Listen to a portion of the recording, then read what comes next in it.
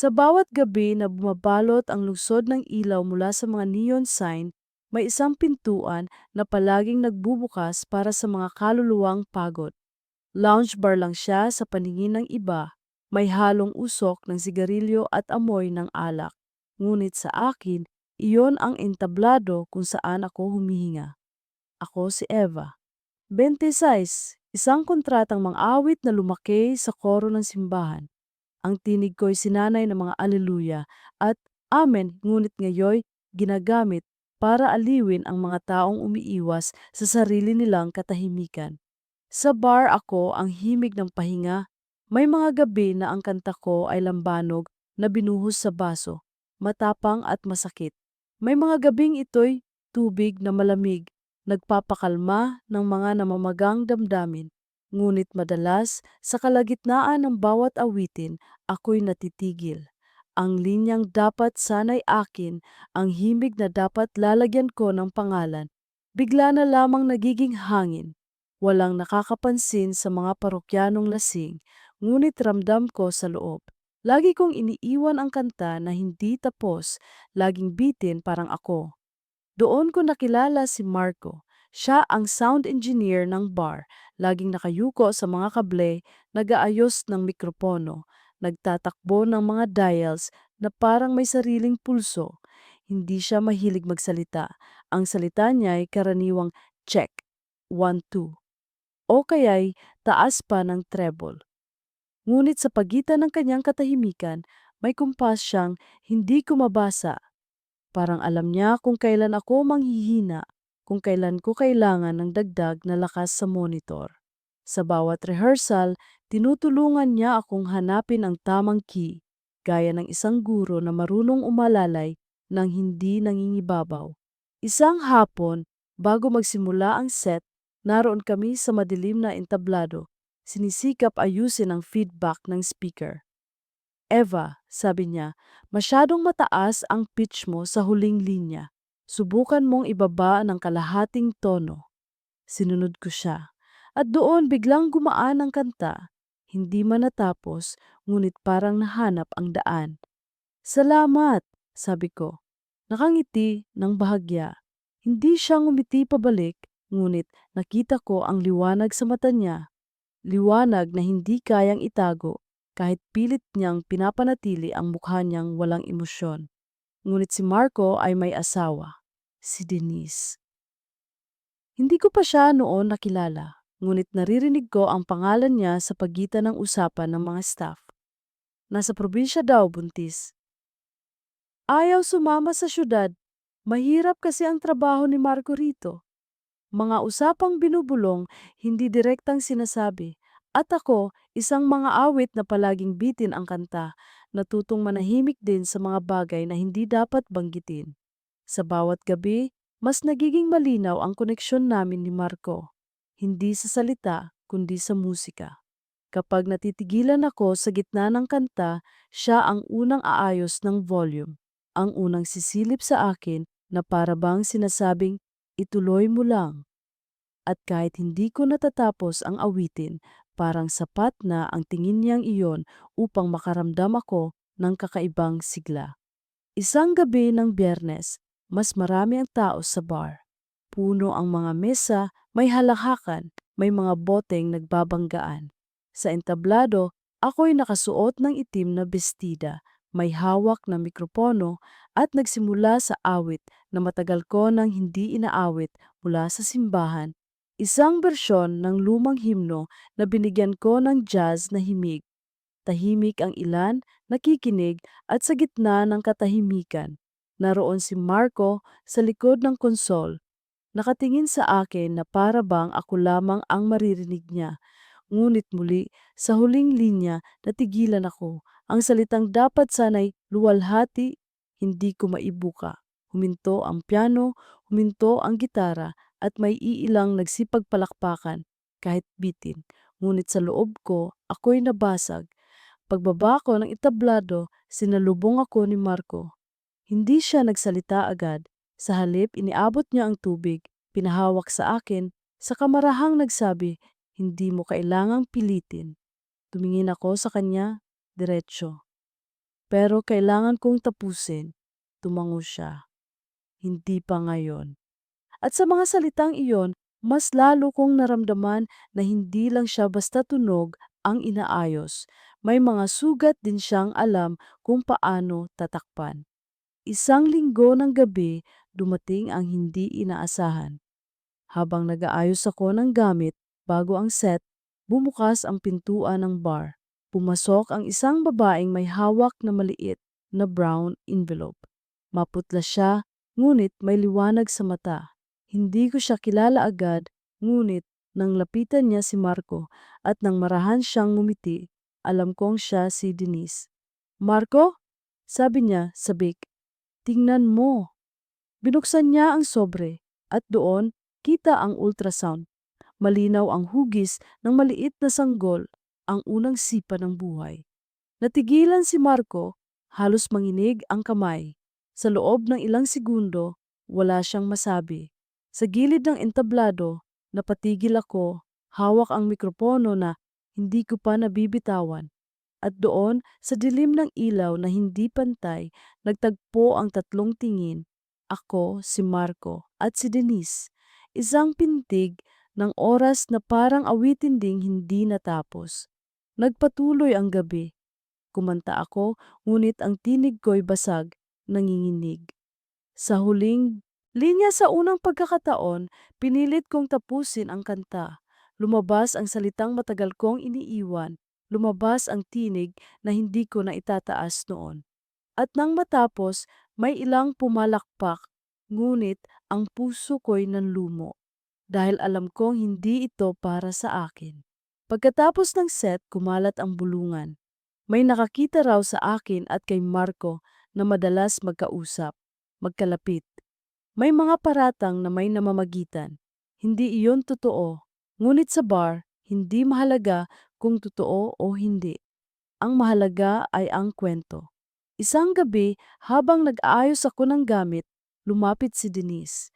Hindi siya galit, hindi siya nag-iskandalo. Tahimik lang ang kanyang tinig, ngunit mas mabigat pa kaysa sigaw. Eva, sabi niya, alam kong maganda ang boses mo, pero mas maganda kung pipili ka ring tumahimik sa tamang panahon. Hindi ako nakapagsalita. Sa mga mata niya, wala akong nakitang puot, kundi isang uri ng pakiusap. Pakiusap na huwag kong basagin ang notas ng isang buhay na sinusubukan nilang buuin. Nang gabing iyon, hindi na ako umawit. Nakaupo lang ako sa gilid, pinakikinggan ang ibang singer na pumalit. At sa loob ko, naramdaman kong dumating na ang oras ng pagtahimik, ang oras ng pag-alis. Kinabukasan, tumanggap ako ng imbitasyon mula sa simbahan kung saan ako lumaki. Eva, sabi ng mensahe ng dating choir director, bukas, kailangan namin ng mga awit para sa misang pang-umaga. Baka pwede ka. Walang pagdadalawang isip, pumayag ako. At doon sa liwanag ng araw na sumisilip sa mga bintana ng simbahan, muling bumalik ang tinig ko. Hindi para sa mga pagod na kaluluwa ng bar, kundi para sa katahimikan ng umaga. Kinanta ko ang awit at sa unang pagkakataon, tinapos ko ang kanta. Walang palakpak, walang alak, walang usok, ngunit may hininga ng mga taong sabay na nagdasal. At sa sarili ko, nakasulat ang unang tunay na nota ng isang awit na akin. Ang awit na hindi na para kay Marco, hindi para sa bar, kundi para sa desisyong huwag maging dahilan ng pagkabasag ng musika ng ibang buhay. Sa wakas, natapos ko rin ang isang kanta. Ngunit ang natapos ay hindi sa entablado ng gabi, kundi sa loob ng simbahan ng araw. At doon ko napagtanto, may mga awit na sadyang hindi dapat matapos sa entablado ng maling panahon. Umaga ng Lunes, malayo pa lang ako sa simbahan ay ramdam ko na ang kakaibang katahimikan. Ang mga kampana tila hindi pa gumagalaw, nakabitin sa hangin na para bang hinihintay akong tumungtong muli sa loob. Matagal na mula nang huli akong kumanta sa misa at ngayong narito ako, dala ko ang bigat ng lahat ng hindi ko natapos sa bar. Ang pilit na tinig sa lounge, ang bulungan ng mga parokyano, ang titig ni Marco at ang malamig ngunit payapang tinig ni Denise na nagsabing pumili ako ng tamang panahon para manahimik. Pagpasok ko sa simbahan, sinalubong ako ng amoy ng kahoy na binuhusan ng insenso. May ilang matatandang nagdadasal sa gilid, tahimik, nakaluhod, at sa kanilang bawat bulong narinig ko ang isang himig na mas matibay pa kaysa sa mga kantang lagi kong bitin. Eva. Tawag ng isang pamilyar na tinig. Si Mang Hector, dating choir director ko. May edad na siya ngayon, mas maraming puti ang buhok, pero hindi nagbago ang lambing sa boses. Salamat at nagpunta ka, ang mga bata. Sabik silang makilala ka. Ngumiti ako, pilit na nagtatago ng kaba. Matagal na rin po akong hindi kumakanta rito, Mang Hector. Baka hindi na ako bagay. Umiling siya, hinawakan ng balikat ko. Ang boses na galing sa simbahan hindi nawawala. Pwede lang siyang maligaw ng daan, pero lagi siyang makakabalik. Nilingon ko ang choir stalls. Naroon ang mga batang bagong henerasyon ng mga aawit, mga kabataan na tila walang bahid ng gabi, walang bakas ng usok o alak. Nakatingin sila sa akin na parang ako'y isang kwento mula sa nakaraan. May batang babae, baka 12 anyos, na nagtanong, "Ate, totoo po bang dati kayong soloist dito?" Ngumiti ako, bahagyang namula. Oo, pero ngayon, kasama ko na kayo. Nang magsimula ang misa, nakapwesto ako sa gitna ng mga bagong miyembro ng koro. Sa unang awit, naramdaman ko ang pangangatog ng aking tinig, hindi dahil mahina, kundi dahil matagal ko nang iniiwasan ang liwanag ng araw. Ngunit habang lumalakas ang himig ng iba, natagpuan ko rin ang sarili ko sa alon ng musika. Ang mga salitang papuri sa Diyos ay lumabas sa aking labi na walang pag-aalinlangan, walang bitin, walang takot. Habang kumakanta, napatingala ako sa stained glass na tinatamaan ng sikat ng araw. Ang mga kulay ay dumadaloy sa loob ng simbahan, kumikislap sa mukha ng mga tao. At sa sandaling iyon, para bang lahat ng sugat na dala ko mula sa bar ay unti-unting hinaplos ng liwanag. Ngunit hindi ganoon kasimple. Pagkatapos ng misa, lumapit sa akin ang isang matandang babae na kilala ko pa noon. Si Aling Rosa, isa sa mga masugid na tagasimba. Eva, sabi niya, may lambing ngunit may diin. Ang ganda pa rin ng boses mo. Pero may nabalitaan akong mga bulong tungkol sa bar na pinagtatrabahuhan mo. Sana hindi ka tuluyang naligaw. Hindi ako nakasagot agad. Umiti lang ako, ngunit sa loob ko, parang muling bumalik ang bigat ng gabi. Kahit sa loob ng simbahan, may mga aninong sumusunod. Kinagabihan, bumalik ako sa aking inuupahang kwarto. Maliit lang ito, may bintanang nakaharap sa poste ng ilaw sa kalsada. Sa bawat pag-uwi ko mula sa bar noon, ang dilaw na ilaw na iyon ang palaging bumubungad. Ngunit ngayong galing ako sa simbahan, iba ang pakiramdam. Parang sinusundan pa rin ako ng mga mata ng nakaraan. Humiga ako, ngunit hindi makatulog. Sa isip ko, bumalik ang gabing dumating si Denise sa bar. Dala ang ultrasound. Bumalik ang titig ni Marco. Hindi niya ako hinawakan, hindi niya ako kinausap, ngunit ang katahimikan niya'y mas malakas pa kaysa sa anumang awit. Bumangon ako at kinuha ang lumang kwaderno na matagal ko nang tinatago. Naroon ang mga liriko ng mga kantang sinubukan kong isulat pero hindi ko natapos. May isang pahina na may nakasulat. Sa bawat linya, ako'y bitin. Sa bawat himig, ako'y kulang. Ngunit sa dulo ng awit na ito, may pintig na akin lamang. Binasa ko iyon ng paulit-ulit hanggang sa maramdaman kong basa na ang gilid ng papel sa luha ko. Hindi ako natutulog. Tinapos ko ang awitin, pinilit kong sulatin ang mga nawawalang linya. Hindi ko alam kung tama, hindi ko alam kung maganda, ngunit alam kong akin. At sa unang pagkakataon, nakumpleto ko ang isang kanta. Isang kanta na walang nakarinig maliban sa akin. Makalipas ang ilang araw, bumalik ako sa simbahan, hindi para kumanta sa misa, kundi para mag-ensayo kasama ang mga bata. Sa bawat nota, itinuro ko sa kanila kung paano huminga ng tama, kung paano hanapin ang tamang key, kung paano huwag matakot kapag natigilan. At sa pagtuturo ko, bigla kong naisip, ito pala ang matagal kong hinahanap, hindi ang palakpak ng bar, kundi ang pagtuturo ng tinig na hindi ako nag-iisa. Ngunit isang hapon, habang nag-e-ensayo kami, pumasok si Mang Hector, may hawak na dyaryo. Nakakunot ang noo niya. Eva, tawag niya, lumabas ka nga sandali. Paglabas ko, iniabot niya ang dyaryo. May maliit na kulum, ngunit sapat para masaktan ako. Singer sa lounge bar, maugong ang usap-usapan, may ugnayan sa sound engineer.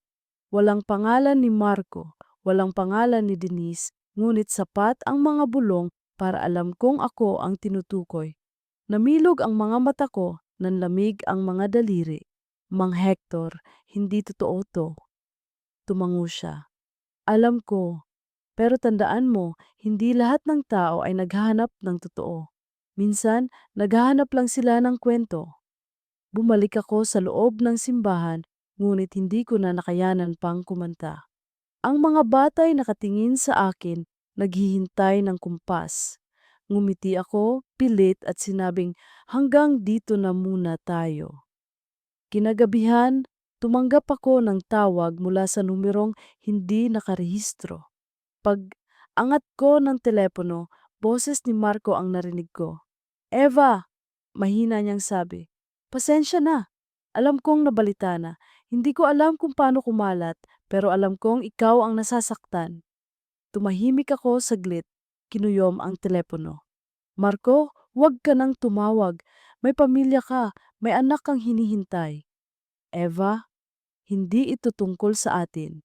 Hindi kailanman magiging tungkol sa atin. At pinatay ko ang tawag kahit narinig ko pa ang tinig niya na tila nagmamakaawa. Pagkatapos noon, umiyak ako ng tahimik sa dilim ng kwarto. Wala ng musika, wala ng himig. Tanging tunog ng sariling hininga, mabigat parang awit na hindi ko na kailanman gugustuhing tapusin. Ngunit kinabukasan, bago pumutok ang araw, nagpunta ako sa simbahan. Umupo ako sa harap ng altar, walang tao, walang ilaw, kundi ang maliit na kandila sa gilid. At doon, kinanta ko ang bagong kanta na isinulat ko kagabi. Mabagal, mabigat, ngunit kumpleto. Walang nakarinig, walang pumalakpak, ngunit ramdam kong naroon ang Diyos, nakikinig, tahimik, walang paghuhusga. At sa uhong ng pagkakataon, naramdaman ko na ang awitin ko'y hindi para sa bar, hindi para kay Marco, hindi para sa sinuman, kundi para sa akin. At iyon ang pinakamalinaw na tinig na lumabas mula sa aking dibdib. Ang mga araw na sumunod ay nagmistulang paglalakad sa makitid na kalsada, tila may liwanag, ngunit palaging may aninong sumusunod. Tuwing umaga, nagpupunta ako sa simbahan upang magturo sa koro, at sa bawat gabing tahimik ako sa inupahang silid, binabalikan ko ang mga linya ng kanta na isinulat ko. Ngunit kahit natapos ko na iyon, may kulang pa rin. Parang laging may nota na hindi ko maabot, isang himig na hindi ko pa rin kayang buuin. Isang hapon, habang nag-e-ensayo ang mga bata, lumapit sa akin si Mang Hector. Eva, sabi niya, hawak ang isang sobre.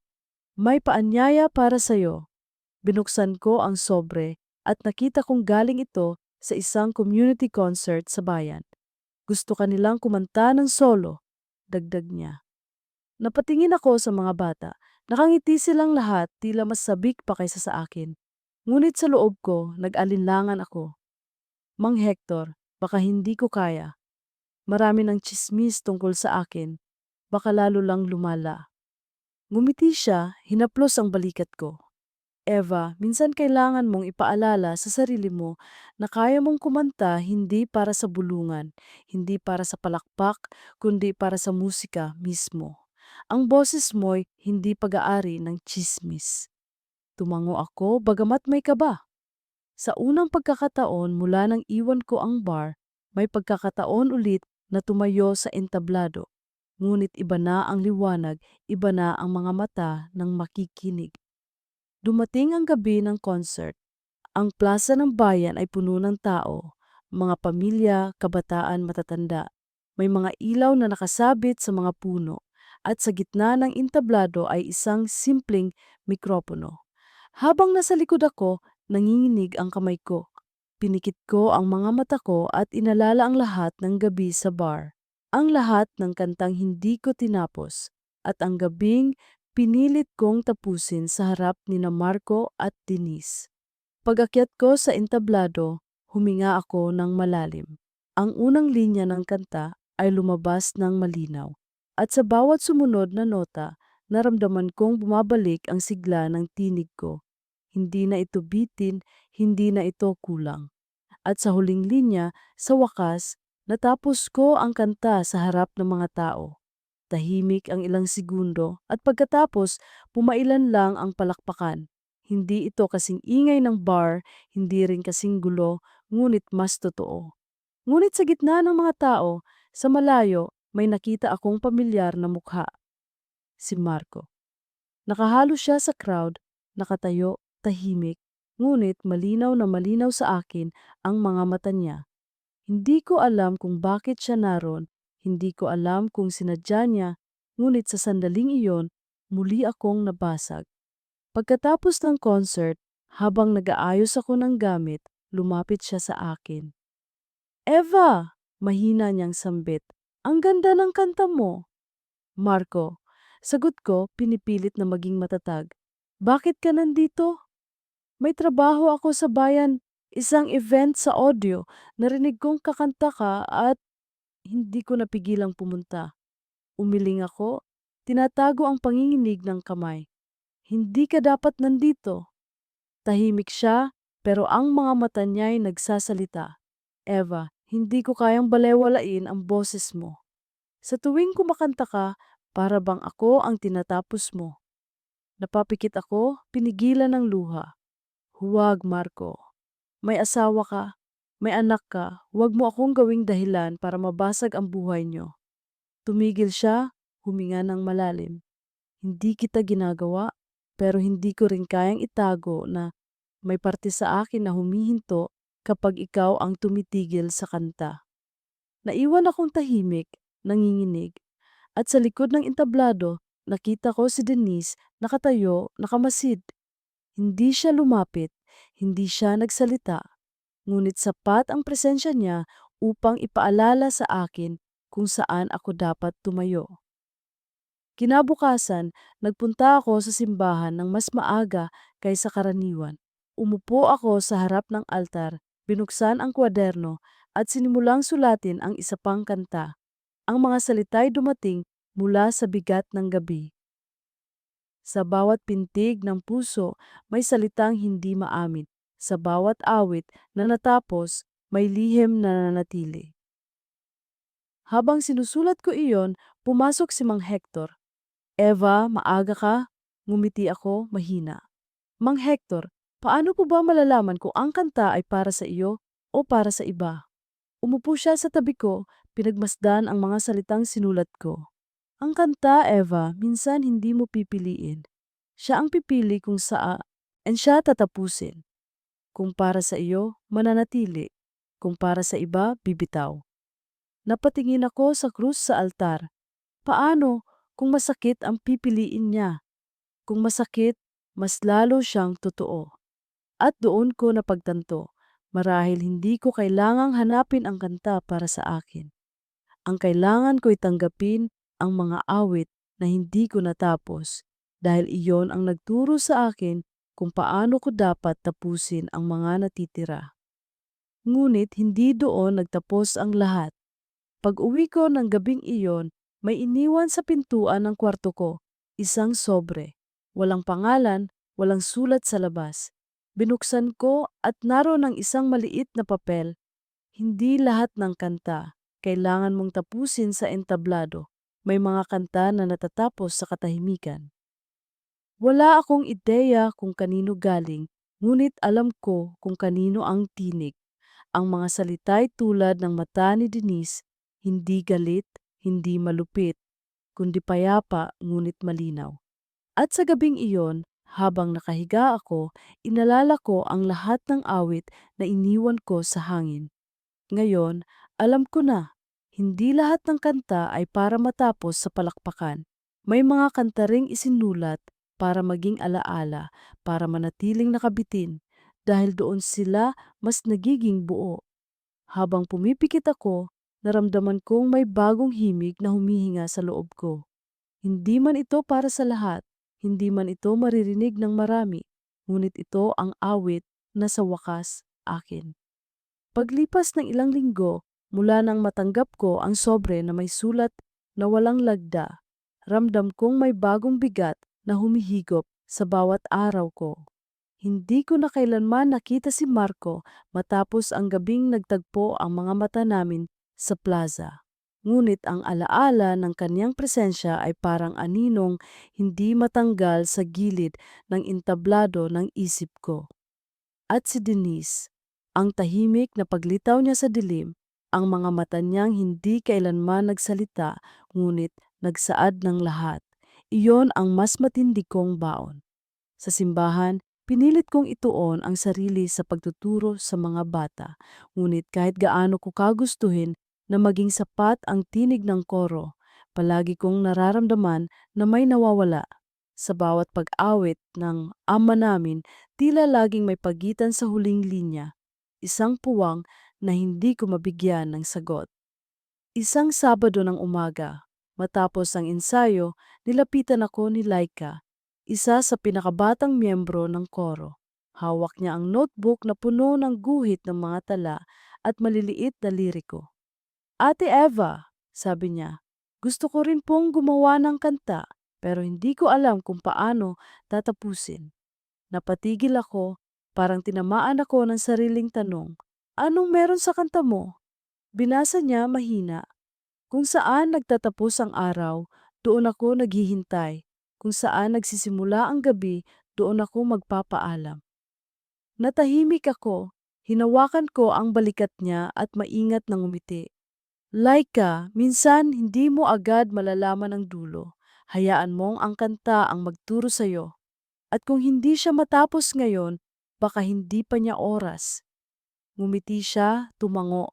Ngunit sa loob ko, ako ang higit na nangangailangan ng payong iyon. Kinagabihan, habang naglalakad ako pauwi, nadaanan ko ang isang bar sa gilid ng bayan. Hindi iyon kasing laki ng pinanggalingan kong lounge, ngunit ang ilaw at usok na sumisilip mula sa loob ay nagpaalala sa akin ng lahat ng iniwan ko. Tumigil ako sa tapat, pinakinggan ang mga tunog ng gitara at tambol na lumalabas. Muntik na akong pumasok, ngunit biglang sumagi sa isip ko ang mga mata ni Denise. Kaya tumalikod ako, bumalik sa daan at naglakad ng mas mabilis pa uwi. Ngunit sa bawat hakbang, ramdam ko ang paghila ng nakaraan, parang musikang ayaw matapos kahit pilit mo nang pinapatay ang tugtog. Pagdating ko sa kwarto, binuksan ko ang lumang notebook ko. Doon ko nakita ang mga pahinang may bakas ng luha, ang kantang sinulat ko na natapos na, ngunit hindi ko pa rin kayang awitin sa harap ng tao. Sinubukan kong kantahin ng mahina, ngunit sa huling linya, muli akong natigilan. Bakit laging dito ako nauubos? Tanong ko sa sarili habang nakatingin sa kawalan. Makalipas ang ilang araw, dumating si Mang Hector sa ensayo, dala ang balita. Eva, sabi niya, may darating na choir festival sa lungsod. Inimbitahan tayo. Gusto kitang gawing soloist. Nagulat ako. Ako po? Oo, walang mas makakapagpakita ng tinig ng koro kundi ikaw. Pero desisyon mo pa rin. Nabigla ako. Ang lungsod ay lugar kung saan ko iniwan ang lahat. Ang bar, ang mga chismis. At higit sa lahat, sina Marco at Denise. Ngunit alam kong hindi ka o maiiwasan ang buhay kung palagi akong iiwas. Tumango ako. Sasama po ako. Dumating ang araw ng festival. Ang lungsod ay puno ng ilaw at ingay na matagal kong hindi nasilayan. Habang bumababa kami ng bus, ramdam kong bumabalik ang lahat ng alaala. Ang mga entabladong maalikabok, ang mga mikroponong may amoy ng alak, at ang mga gabi na tinig ko'y natitigil sa gitna ng kanta. Sa backstage, habang naghahanda ang iba, umupo ako sa gilid, pinipilit kumalma. Ngunit sa pag-ikot ng mata ko, nakita ko siya, si Marco. Nandoon siya, nakasuot ng itim na polo, nag-aayos ng mga kable at mikropono. Isa siyang sound engineer ng festival. Nanlamig ang buong katawan ko. Hindi ko alam kung tatakbo ba ako o tatanggapin ang pagkakataong ito. Ngunit bago pa ako makagalaw, napatingin siya sa akin. Nagtagpo muli ang mga mata namin at sa sandaling yon, parang tumigil ang lahat ng tunog sa paligid. Lumapit siya, dahan-dahan, hawak pa rin ang isang kable. Eva, sabi niya, mahina, hindi ko inasahan na dito tayo magkikita. Hindi ako nakapagsalita. Tanging tango lang ang naisagot ko, habang pilit kong pinipigilan ang panginginig ng tinig ko. Good luck sa performance, dagdag niya. At lumayo na, bumalik sa trabaho. Ngunit sapat na iyon para basagin muli ang tahimik na pader na itinayo ko. Dumating ang oras ng pagtatanghal. Nasa gitna ako ng entablado, hawak ang mikropono, nakatitig sa dagat ng mga mukha. Sa likod ng mga ilaw, alam kong naroon si Marco, nakabantay sa bawat nota na lalabas mula sa akin. Nagsimula akong umawit. Ang tinig ko'y malinaw, umaakyat sa kisame ng auditorium.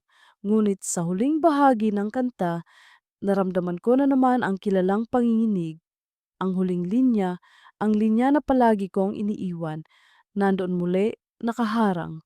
At bago ako tuluyang matigilan, tumingin ako sa gilid ng entablado. Doon, nakatayo si Denise. Hindi ko alam kung bakit siya naroon, ngunit malinaw ang mga mata niyang nakatingin diretso sa akin. Huminga ako ng malalim. At sa unang pagkakataon, pinilit kong tapusin ang linya. Hindi para kay Marco, hindi para sa mga nakikinig, kundi para sa mga mata ni Denise na tahimik na nagpapaalala. May mga awit na hindi dapat maging dahilan ng pagkabasag ng ibang buhay. At natapos ko ang kanta. Malakas ang palakpakan, nangingibabaw ang hiyawan. Ngunit sa loob ko, ang katahimikan ni Denise ang naging pinakamalakas na tunog. Pagkatapos ng festival, lumabas ako ng auditorium. Bit-bit ang bigat ng nangyari. Sa labas, malamig ang hangin ng gabi. Doon, naghihintay si Marco. Lumapit siya, nakatingin sa akin. Eva, sabi niya, ang ganda ng tinapos mo. Umiling ako. Hindi ko iyon tinapos para sa'yo. Tahimik siya, saglit bago tumango. Alam ko, pero kahit hindi para sa akin, salamat, dahil natapos mo na. Lumakad siya palayo, iniwan akong mag-isa sa gilid ng kalsada. At sa gabi ring iyon, sa ilalim ng ilaw ng lungsod, napagtanto ko, minsan, ang mga awit na hindi natatapos ay natatapos din. Hindi sa paraan na gusto mo, kundi sa paraan na kailangan. Umuwi ako sa bayan kinabukasan, dala ang bagong pilat ng karanasan. Ngunit sa unang pagkakataon, naramdaman kong mas magaan ang dibdib ko. Parang may awitin ng tapos, kahit masakit. At iyon ay sapat upang magsimula muli. Pagbalik ko mula sa lungsod, para akong bumaba mula sa entablado na hindi ko inakalang matatapakan ko muli. Ang mga ilaw ng festival ay nanatiling nakapikit sa aking alaala at ang palakpakan ng mga tao ay umalingaw-ngaw hanggang sa mga gabi ng katahimikan. Ngunit higit sa lahat, ang titig ni Denise, ang mata niyang tila hindi kailanman sumigaw ngunit mas matindi pa kaysa anumang musika, iyon ang hindi ko maiwan. Sa bayan binalikan ko ang aking payak na ritmo. Paggising ng maaga, pagpunta sa simbahan, pagtuturo sa mga bata. Ngunit ngayon, may bago sa bawat hinga. Hindi na ako kasing bitin tulad ng dati. Sa bawat kantang tinuturo ko, mas buo na ang kumpas, mas malinaw na ang dulo. Ngunit sa likod ng lahat, may isang pintig pa ring nagtatago. Isang tanong na hindi ko alam kung dapat ko bang harapin. Isang hapon, pagkatapos ng ensayo, lumapit sa akin si Laika. May dalang maliit na kahon. Ate Eva, sabi niya, para po sa inyo.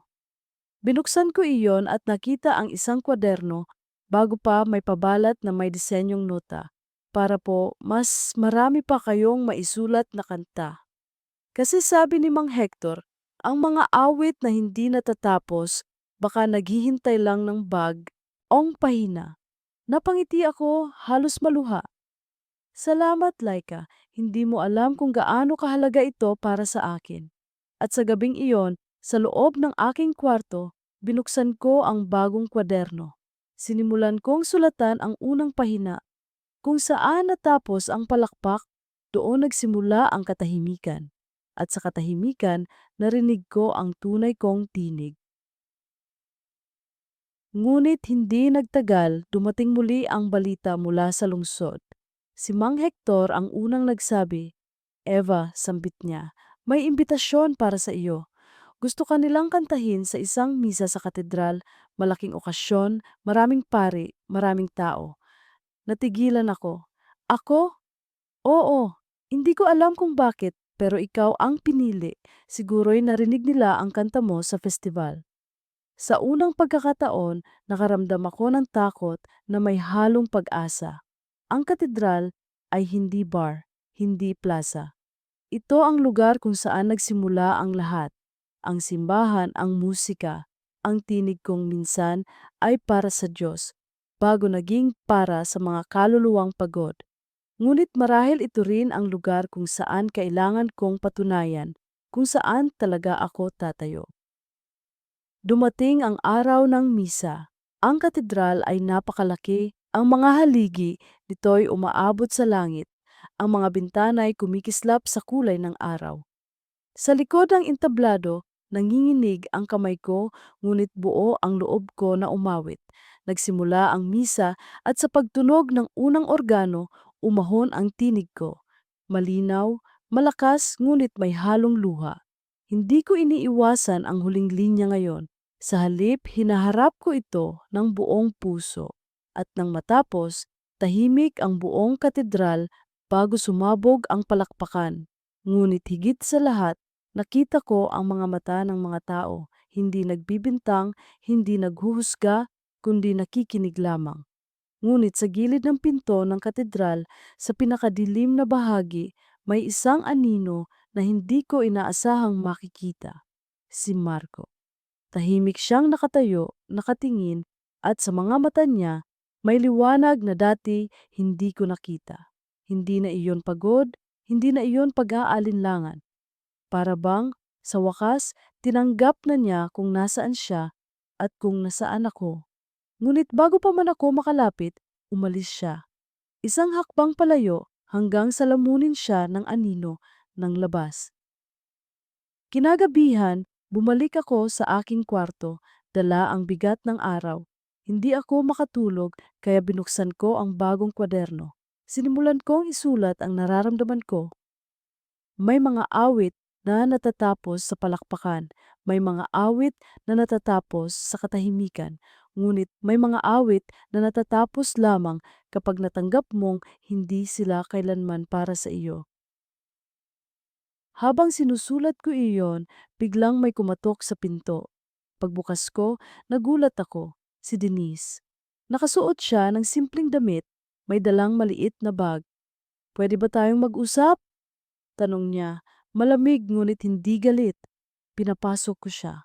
Umupo siya sa gilid ng mesa at tahimik muna bago nagsalita. Eva, hindi ako nandito para mag-away. Hindi rin ako nandito para magtanong kung ano ang meron sa inyo ni Marco. Alam ko naman ang sagot. Ang gusto ko lang ay marinig mo ito. Hindi mo kailangang akuin ang bigat ng buhay namin. Hindi ikaw ang dahilan kung bakit kami nasasaktan at hindi rin ikaw ang sagot para maghilom. Ang meron lang, ang boses mo, ang awit mo, iyan ang dapat mong ingatan. Naluha ako, walang nasabi kundi, pasensya na, Denise. Umiling siya, marahan. Huwag ka nang humingi ng pasensya. Ang mas mahalaga, pumili ka kung saan mo dadalhin ang sarili mo. Kasi kapag lagi kang natitigilan, lagi kang may awit na hindi matatapos. Pag-alis niya, naiwan akong nakatingin sa bagong kwaderno. At sa unang pagkakataon, naramdaman kong hindi ako kinukulong ng nakaraan. Sa halip, tinutulungan akong pumili. Sa mga sumunod na araw, mas naging masigasig ako sa pagsulat ng mga kanta. Hindi lahat ay maganda, hindi lahat ay buo. Ngunit hindi ko na pinipilit silang matapos agad. Tanggap ko na may mga himig na para lamang sa akin at may mga himig na para marinig ng iba. Isang gabi, tinangka kong kantahin ang isa sa mga bagong awit ko sa harap ng maliit na koro. Hindi ito misa, hindi ito concert. Isang simpleng ensayo lang. Ngunit sa pagtatapos ng kanta, nakita kong nakangiti ang mga bata. Nakikinig si Mang Hector at naramdaman kong sapat na iyon. Hindi ko alam kung maririnig pa ito sa entablado ng lungsod o kung mananatili lang sa loob ng simbahan. Ngunit alam kong sa wakas, natututo na akong kumanta para sa tamang dahilan. At habang pinapatay ko ang ilaw ng simbahan bago umuwi, naramdaman ko ang malamig na hangin ng gabi, dala ang bulong ng mga nota. Hindi pa tapos ang lahat, marami pang awitin. Ngunit ngayon alam ko na, kahit hindi lahat matapos, may halaga pa rin ang bawat linya. Sa paglipas ng mga buwan, natutunan kong mamuhay na may dalawang mukha ng musika. Ang katahimikan ng simbahan sa umaga at ang alingawngaw ng nakaraan tuwing gabi kapag mag-isa ako sa aking kwarto. Ang bawat araw ay tila paulit-ulit, misa, ensayo, pagtuturo. Ngunit sa ilalim ng mga galaw na iyon, may tinig na patuloy na bumubulo, lanang. May mga kanta ka pang hindi tinatapos. Hindi ko na muling nakita si Marco matapos ang misa sa katedral. Si Denise naman, minsan kong nakakasalubong sa palengke kapag bumibisita siya sa bayan kasama ang anak nila. May halong bigat at ginhawa ang tuwing nagtatagpo ang mga mata namin. Hindi na niya kailangang magsalita. Sapat na ang ngiti niyang payapa para ipaalala sa akin na nakapili na siya ng landas at dapat ay ganoon din ako. Isang araw, tinawag ako ni Mang Hector sa opisina ng simbahan. Nakaupo siya sa lumang mesa, may hawak na sobre. Eva, sabi niya, dumating ang liham na ito para sa'yo. Binuksan ko at binasa. Paanyaya mula sa isang maliit na recording studio sa lungsod. Hinahanap nila ang mga lokal na mga aawit para mag-record ng inspirational songs na gagamitin sa mga programa ng simbahan sa radyo. Ang pangalan ko raw ay inirekomenda ng isa sa mga pari na nakarinig sa akin sa katedral. Nanlamig ang mga kamay ko, muli na namang lungsod, muli na namang entablado, kahit hindi bar, kahit hindi lounge. Hindi ko alam kung handa na ba akong harapin ang ingay ng mundo. Eva, dagdag ni Mang Hector, hindi ito katulad ng dati. Ito'y para sa musika ng simbahan. Kung tatanggapin mo, maririnig ng mas maraming tao ang boses mo, hindi sa usok ng alak, kundi sa daloy ng dasal. Tahimik ako. Ang puso ko'y hati, isang bahagi sabik, isang bahagi itakot. Ngunit sa wakas tumango ako. Sige po, tatanggapin ko. Dumating ang araw ng pagpunta ko sa studio. Nakasuot ako ng simpleng damit, dala ang bagong kwaderno kung saan ko sinimulang isulat ang mga kanta. Pagdating ko ron, sinalubong ako ng malamig na hangin mula sa aircon at ang mga dingding ay pinahira ng foam para higupin ang tunog. Sa gitna, may mikropono, mas bago, mas malinis kaysa sa mga lumang mikroponong sanay ako sa bar. Lumapit ang producer, isang lalaking may edad na 40 pataas, si Sir Roland. Ikaw si Ava? Tanong niya nakangiti. Opo. Aba, maraming nagsabi na magaling ka. Subukan nating i-record itong isa. Inabot niya ang kopya ng liriko, isang awit na may pamagat na Meteoron, pag-asa sa umaga. Nang tumayo ako sa harap ng mikropono, bumalik ang lahat ng alaala, ang mga gabing nasa ilalim ako ng mga ilaw ng bar, ang mga pagkakataong natitigilan ako sa huling linya. Pinikit ko ang mga mata ko, huminga ng malalim at sinimulang umawit. Malinaw, tahimik, dumadaloy. At sa huling linya, hindi ako natigil. Dumiretso ako, buong puso, at nang matapos, tahimik ang studio. Si Sir Roland, nakangiti. Maganda, may sugat sa tinig mo, pero iyon mismo ang nagbibigay ng lakas. Naupo ako, nanginginig pa rin. Ngunit sa loob ko, may apoy na muling nagbukas. Sa mga linggong sumunod, buwalik-balik ako sa studio para mag-record ng iba't ibang kanta. Hindi lahat ay akin. Marami mula sa mga lyricist ng simbahan. Ngunit tuwing inuuwi ko ang demo, binubuksan ko ang kwaderno at sinusulat ko rin ang sarili kong himig. Parang unti-unting bumabalik ang boses na itinago ko sa dilim. Ngunit isang gabi, matapos ang recording, pagbukas ko ng pinto ng studio, naroon siya, si Marco. Nakaupo sa gilid ng reception area, hawak ang isang maliit na case ng mga cable. Marco? Halos bulong kong tanong. Tumingin siya, nagulat.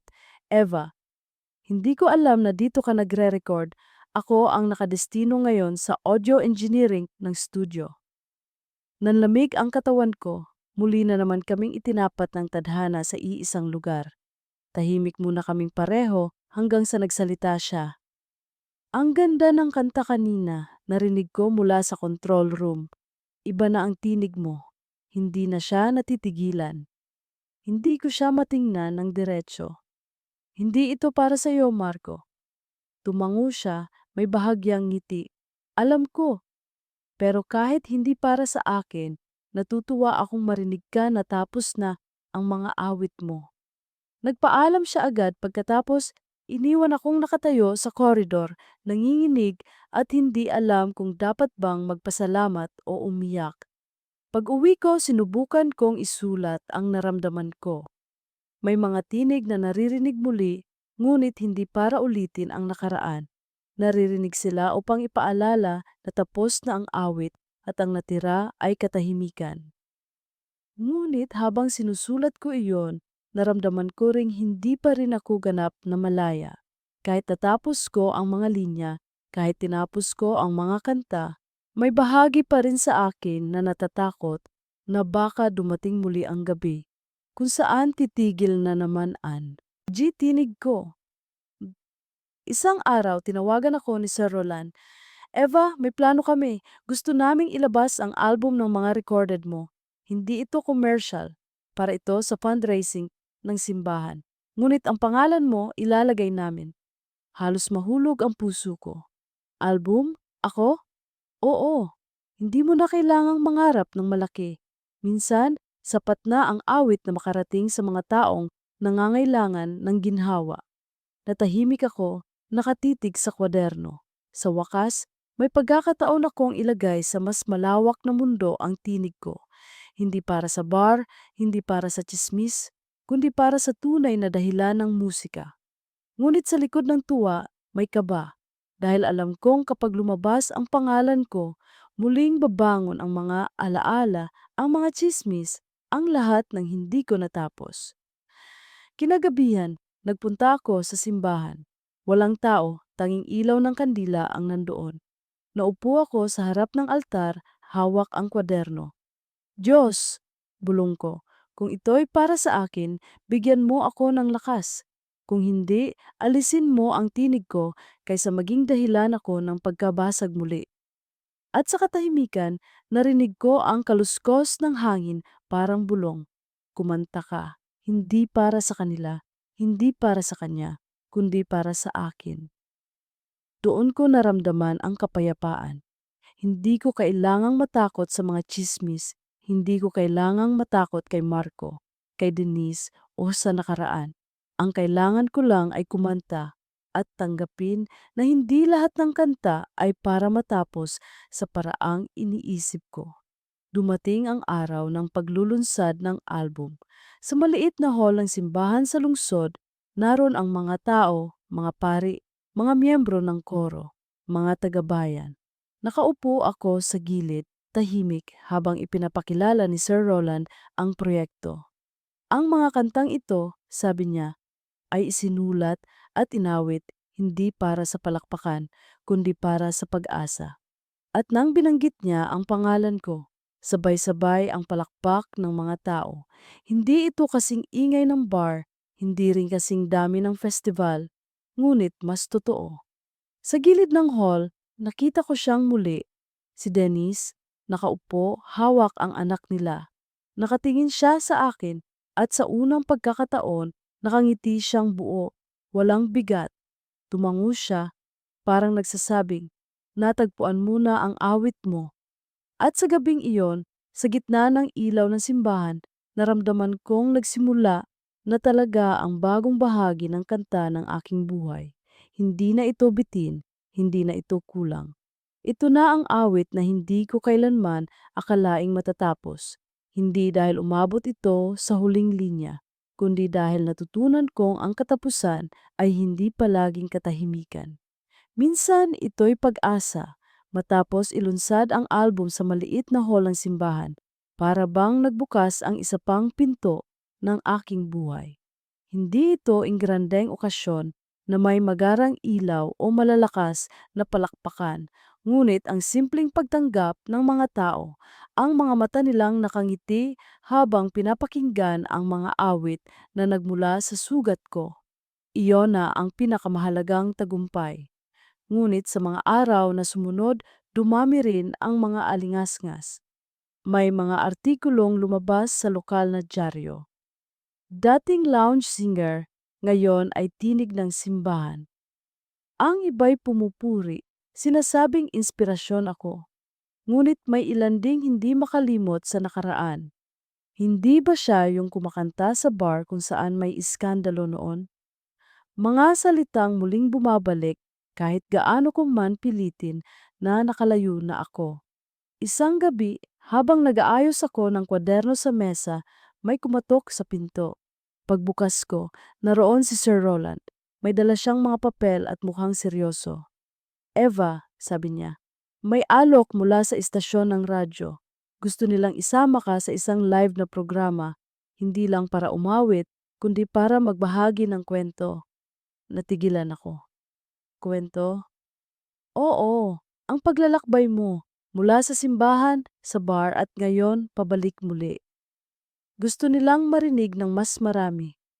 Nanlamig ang kamay ko. Hindi ko alam kung kaya kong ikwento ang lahat, lalo na ang mga bahaging hindi ko kailanman gustong ipaalam sa mundo. Ngunit alam ko ring hindi ko kayang habang buhay magtago sa anino. Mag-iisip ako, sagot ko, mahina. Kinabukasan, nagpunta ako sa simbahan upang magdasal. Tahimik ang paligid, tanging kaluskos ng kandila ang naririnig. Umupo ako sa harap ng altar at bumulong. Kung ito ang dapat kong gawin, bigyan mo ako ng lakas. Kung hindi, itikom mo ang labi ko. Habang nakapikit ako, naramdaman ko ang malamig na hangin na dumaan sa gilid ng mukha ko at parang tinig na nagsabi, ang boses na itinago ay hindi tunay na boses. Ilabas mo kahit masakit. Doon ko napagtanto, baka oras na para magsalita. Dumating ang araw ng live na programa. Kinakabahan ako habang nakaupo sa harap ng mikropono, sa loob ng booth ng radyo. Sa kabilang linya, may mga taong nakikinig na hindi ko nakikita, ngunit alam kong naroon sila. Nakikinig, naghihintay. Ngayon, sabi ng host, kasama natin si Eva, ang dating lounge singer na ngayon tinig ng simbahan. Eva, maaari mo bang ikwento sa amin kung paano nagsimula ang lahat? Huminga ako ng malalim. Sinimulan ko sa pagkabata kung paano ako lumaki sa koro ng simbahan. Sinabi ko ang tungkol sa aking paglipat sa bar, sa pag-awit sa gitna ng usok at alak, sa mga gabing natitigil ang tinig ko sa huling linya. Hindi ko binanggit ang pangalan ni Marco, ni Denise, ngunit sinabi ko ang totoo, na minsan nahulog ako sa pagitan ng musika at damdamin, at doon ko halos nawala ang sarili ko. Tahimik ang host, nakikinig. At sa dulo, nang tanungin niya kung ano ang natutunan ko, sinabi ko na hindi lahat ng kanta ay kailangang matapos sa entablado. May mga kanta na natatapos sa katahimikan ng pagpili. At doon ko natagpuan ang tinig na tunay kong para. Nang matapos ang programa, umulan ng mga mensahe sa telepono ng istasyon. May mga nagpasalamat, may mga nagsabing nakarelate sila, may mga nagsabing nakahanap sila ng lakas. At ako, sa unang pagkakataon, naramdaman kong hindi sayang ang lahat ng sakit na dinaanan ko. Ngunit kasabay ng liwanag, muling bumalik ang anino. Isang gabi, habang naglalakad ako pauwi, may dalawang babaeng nag-uusap sa gilid ng kalsada. Narinig ko ang bulungan nila. Ayan si Eva, yung babaeng muntik nang maging kabit dati. Kahit anong sabihin niya, hindi mabubura ang nakaraan. Tumigil ako ng lamig, hindi ko sila tiningnan, dumiretso lang ako ng lakad. Ngunit sa bawat hakbang, ramdam ko ang tinik na bumabaon muli sa dibdib ko. Pagdating sa kwarto, binuksan ko ang kwaderno at sinulat. Ang nakaraan ay parang aninong sumusunod kahit sa liwanag. Hindi mo ito maitataboy, ngunit maaari mong piliin kung paano ka lalakad habang dala mo siya. Ilang linggo ang lumipas. Isang gabi, nakatanggap ako ng mensahe mula kay Denise. Maikli lang, Eva, kung maaari, magkita tayo. Nagulat ako, ngunit hindi ko nagawang tumanggi. Nagkita kami sa isang maliit na cafe, tahimik, malayo sa mata ng marami.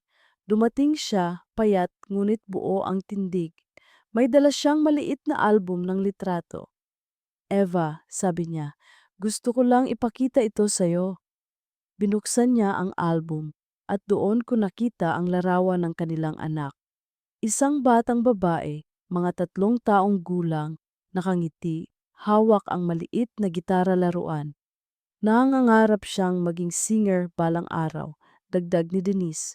Napatitig ako, naluha. Ang ganda niya. Ngumiti si Denise, payapa. Eva, matagal ko nang naintindihan na hindi ikaw ang sumira sa buhay namin at hindi rin ikaw ang mag-ayos nito. Pero gusto kong malaman mo na pinatawad na kita, hindi dahil nagkasala ka, kundi dahil alam kong pareho tayong nasaktan. Wala akong nasabi. Tumangulang ako at ang luha ko'y dumaloy nang hindi ko napigilan. Ang mahalaga, sabi pa niya, natutunan mong tapusin ang mga kanta mo at sana huwag ka nang matakot gumawa ng bago. Iniwan niya sa mesa ang litrato ng bata at umalis ng tahimik. Gabing iyon, umuwi ako at tinitigan ang larawan. Sa likod nito, may nakasulat, sa Umbasam Manahawat, sa tamang panahon lahat ng kanta natatapos. Hawak ko ang larawan hanggang makatulog ako at sa panaginip ko narinig ko ang tinig ng isang batang kumakanta. Hindi ko alam kung ako ba iyon noong bata pa o ang anak ni Denise. Ngunit malinaw, ang kantay buo, walang bitin. Sa mga sumunod na buwan, tinanggap ko na ang bawat imbitasyon sa simbahan, sa radyo, sa maliit na pagtitipon. Hindi lahat malaki, hindi lahat mahalaga sa mata ng iba, ngunit bawat awit ay naging bahagi ng aking paghilom. At sa bawat linya na natatapos ko, naramdaman kong unti-unting nawawala ang bigat sa dibdib ko. Hindi na ako natatakot sa anino ng nakaraan dahil alam kong may liwanag na mas matibay.